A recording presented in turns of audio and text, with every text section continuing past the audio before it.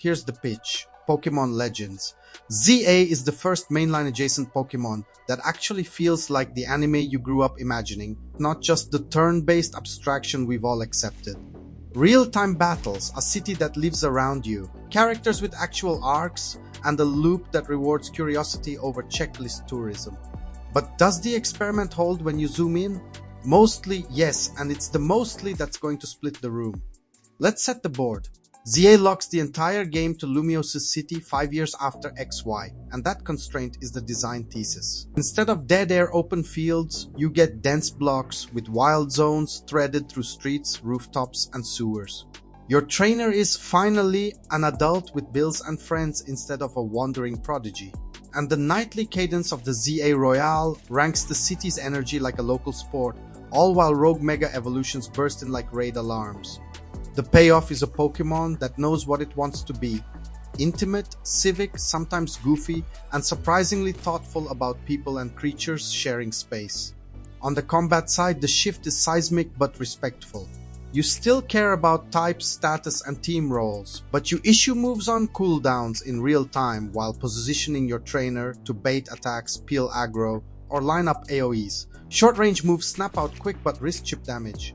Long-range options demand wind-up, so you kite or create space. Traps like spikes and fire spin actually matter because you can hurt enemies. Protect Detect is now a timing game, more parry than bubble wrap. It's not a button mash brawler. It's Pokemon reframed with spatial intent. The first hour is whoa chaos, then it clicks and your brain starts sequencing cooldowns, tells, and spacing like a fighting game light. Reviewers line up on the big beats but split on the margins. IGN calls it a long overdue course correction, tight, polished, and finally performant on Switch 2 with the side quest fabric giving Lumiose personality. The knocks, no voice acting in major cutscenes is jarring, and Switch 1 takes a hit 30 FPS target with dips, shimmer, and chunky pop-in. Eurogamer loves the goofy charm and the proof of concept feel, but flags repetition and a smaller, more confined design that can grind once the novelty fades. Games Radar Plus goes full anime come to life, praising the real-time system and slice-of-life world building, while admitting the urban sameness and limited interiors dull the rooftop loop. That triangulates a clear picture. Combat and characterization glow, the city sells the fantasy, and the art budget plus variety ceiling do the most damage. Veteran games take. The action system is a legitimate evolution. It rewards series knowledge. Your type chart memory still wins fights, but now positioning and trainer survivability add a second layer of decision making. The best encounters are rogue megas that force you to juggle spatial hazards, second phase gimmicks, and trainer dodges while chaining moves at perfect intervals. When it pops, it's sweaty palms and big grins. The weakest beats are Royale grinds that lean too easy and raid-like sequences that can feel templated when you've cracked the pattern. It's still miles better than Scarlet Violet's launch raid jank. The city design is where the ambition both shines and stumbles. Streets feel lived in, with trainers, walking partners, and micro-stories tucked into cafes and corners. Over 100 side quests give the place texture. Some are delightfully dumb in the best Yakuza way, others quietly sweet. Rooftops transform the map into a vertical puzzle. You spot an Eevee or Dratini 2 blocks over and lose 10 minutes chasing ladders and scaffold routes. The sewers are the rare true dungeon, and yes, they slap. But Lumiose also suffers that copy-pasted facade look, spray on balconies, repeated textures, too many doors that never open. Without a layered rooftop map, it's easy to get turned around and re-clear a zone you've already combed. The density beats the empty sprawl of Arceus and SV, but the art variety isn't quite there yet. Performance matters because real-time combat lives or dies on frame consistency. On Switch 2, reviewers report locked 60 with brisk loads, and that transforms the feel. Inputs are crisp, tells are readable, and the camera finally keeps up. On base Switch, it's a compromise 30 FPS target, camera pan shimmer, object pop-in that can break immersion during street set pieces. It's still an improvement over SV's launch state, but if you're sensitive to hitching, you'll notice.